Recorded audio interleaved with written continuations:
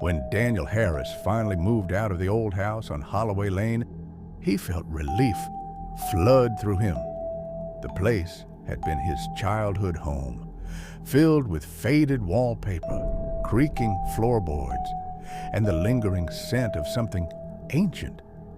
His parents had passed years ago, and Daniel had wanted nothing more than to escape the ghosts of his past. He settled into his new apartment in the city, a modern loft with floor-to-ceiling windows and the comforting hum of traffic below.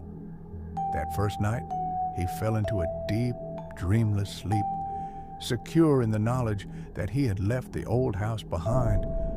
Then he woke up. The air was different, heavy, stale.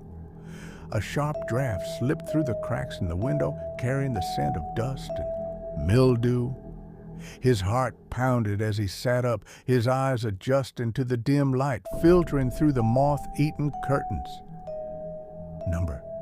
No, this wasn't right. He was back in the old house. Daniel scrambled out of bed, yanking open the door. The familiar hallway stretched before him, its warped wooden floor groaning under his weight. He rushed downstairs, his breath shallow. Everything was exactly as he remembered. The peeling wallpaper, the tarnished mirror by the front door, the ancient grandfather clock that hadn't ticked in years. It had to be a dream, a vivid, terrible dream. Shaking, he closed his eyes and willed himself awake. And then he woke up. The hum of the city greeted him. Sunlight streamed through the large windows of his apartment. His sheets were damp with sweat, his pulse still racing.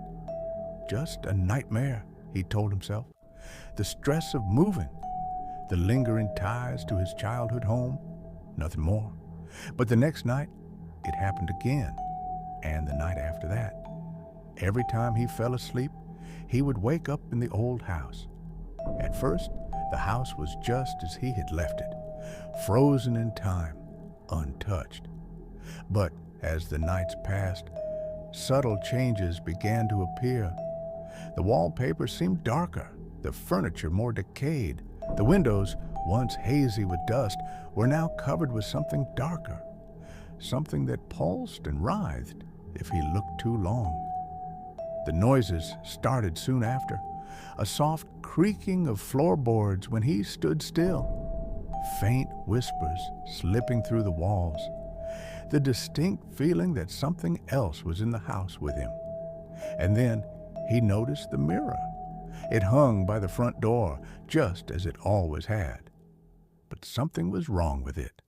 At first, it was just a feeling, a deep unease whenever he passed by it. Then he began to notice differences.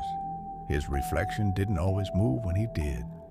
Sometimes it lagged behind. Other times, it seemed to be watching him when he wasn't looking.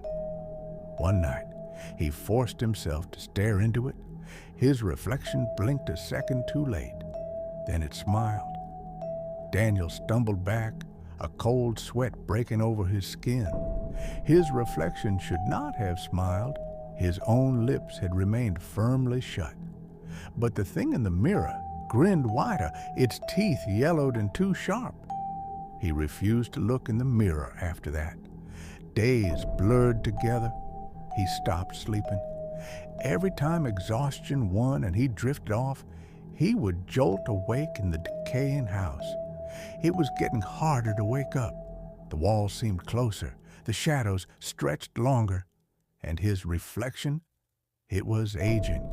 At first it was subtle, a wrinkle at the corner of the eye, a streak of gray in his dark hair. But as the nights passed, his reflection withered, his skin sagged, his bones pressed against thinning flesh. His eyes, milky, sunken, watched him with silent understanding. One night, he tried to destroy the mirror. He grabbed the nearest chair and hurled it at the glass. The mirror shattered with a deafening crack, but the reflection did not break. The jagged shards on the floor still showed the old withered version of himself, grinning up at him from 1,000 fractured pieces. And then the reflection whispered, "You can't leave." Daniel woke up screaming, but this time he wasn't in his apartment. The house had him now. The city was gone.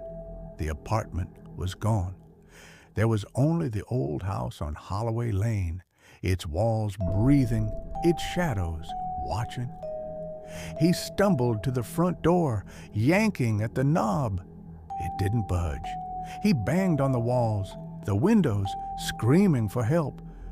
But the house swallowed the sound, trapping it within its rotten walls.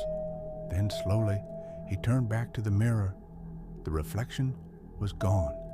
Instead, the mirror showed the front door of the house, open, and outside was his apartment, his life. The city skyline glittered in the distance. He could see himself, sitting in his bed, tossing in restless sleep. He wasn't waking up anymore. He was trapped.